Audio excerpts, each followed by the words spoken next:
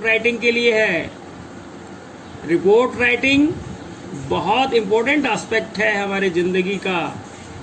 Report writing का मतलब है एक ऐसी चीज का वर्णन करना जो औरों ने नहीं देखी हो और आप उसे बहुत सुंदर ढंग से छोटे मेथड में ज़्यादा विस्तार से ना बताते हुए इस ढंग से बताएं कि वो सामने वाले को अपनी आंखों के सामने होता हुआ दिखाई दे।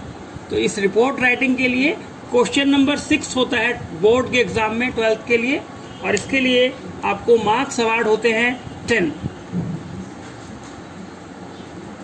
तो 10 मार्क्स के लिए हम इसे लिखते हैं, और याद रखिए कि वर्ड लिमिट का ध्यान रखना बहुत जरूरी है। वर्ड लिमिट है यहाँ पर 150 to 200 वर्ड्स। मेरे दोस्तों, वर्ड लिमिट्स ना तो वर्ड्स कम होने चाहिए ना वर्ड्स ज़्यादा होने चाहिए। Don't cross that word limit if you want to secure full marks. So let me begin with the marking scheme. Marking scheme को जरा हम एलोबरेट करते हैं।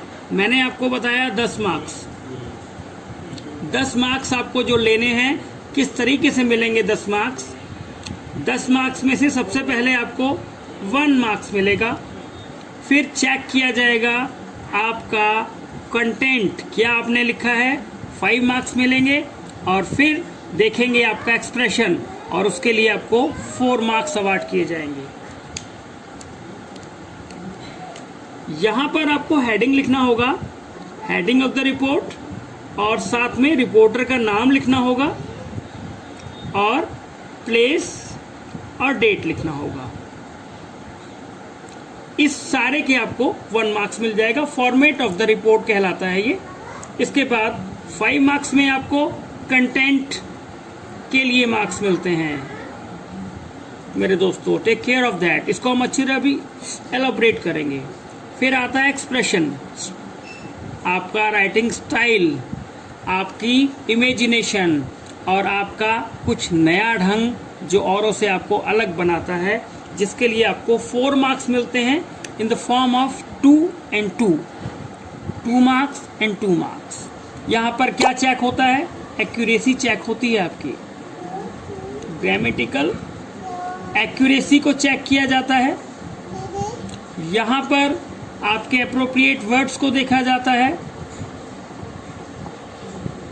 स्पेलिंग को चेक किया जाता है, और यहाँ पर coherence and relevance of ideas को भी देखा जाता है। इस तरीके से आप पूरे 10 मार्क्स ले सकते हैं। मैं दोबारा से दोहरा देता हूं, हेडिंग, रिपोर्टर का नाम, प्लेस, डेट, इस फॉर्मेट के लिए 1 मार्क्स, क्या लिखा है आपने, किस ऑर्डर में लिखा है, उसके लिए 5 मार्क्स, और आपने कैसे एक्सप्रेस किया है इन सब चीज को, उसके लिए 4 मार्क्स। इस फॉर्मेट को मैं जरा बताने से पहले रिपोर्ट की टाइप बताना चाहूंगा। Types of report. रिपोर्ट्स को हम ब्रॉडली 2 टाइप्स में बोल सकते हैं। Report for newspaper and for school magazine.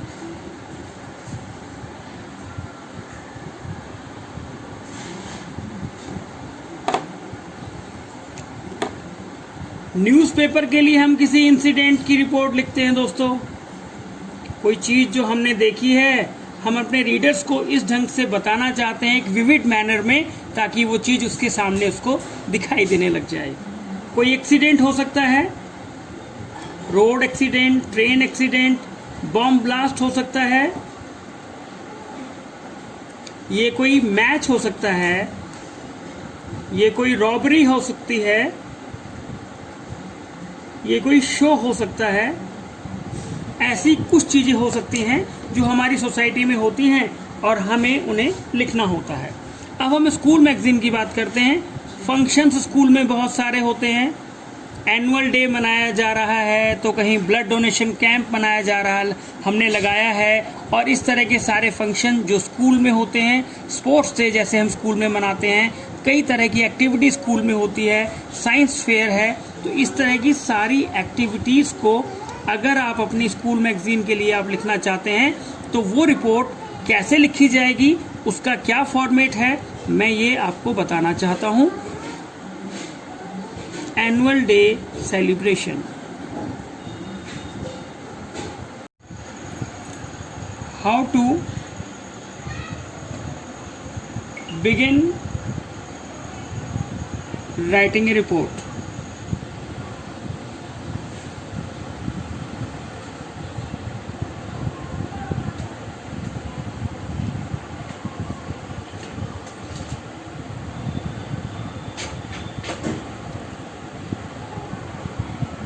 Very first of all, I will tell you how to report for a school magazine. Report for school magazine. For school magazine.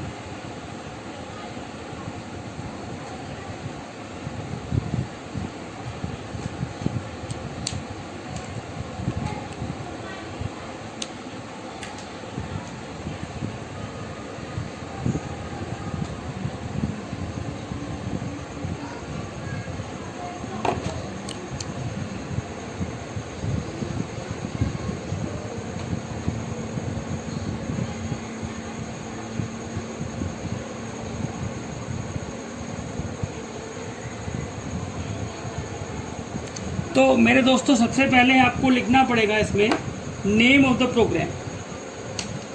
Name of the programme जो आपके school ने वहाँ पर किया है, आयोजित किया है, ऑर्गेनाइज किया है, आपको पहले उसका नाम लिखना पड़ेगा, वाज, और आप इन 3 शब्दों में से कोई भी एक ले सकते हैं। ऑर्गेनाइज्ड है, सेलिब्रेटेड है, हेल्ड है, या आप और भी कुछ ले सकते हैं। तो एक और नया वर्ड आपके लिए है कंडक्टेड। फिर इसके बाद बाय, और बाय के बाद name of the organiser. Organiser जिसने वो प्रोग्राम ऑर्गेनाइज किया है, सेलिब्रेट किया है या फिर कंडक्ट किया है। ऑन, ऑन के बाद डेट, एट के बाद प्लेस, और फिर एट यहाँ पर टाइम आ जाएगा। तो ये सारी चीज़ें आपको समझ में आ गई होंगी। प्रोग्राम, प्रोग्राम के बाद डे और डेट, फिर एक एट में आपको टाइम लिखना होगा, किस टाइम पर वो किया गया प्रोग्राम, और यहाँ वेन्यू या प्लेस, किस वेन्यू पर या किस प्लेस पर किया गया। अगर किसी मौके पर, स्पेशल मौके पर किया है तो आप लिख देंगे on the occasion of, on the occasion of, या फिर on the eve of, on the eve of।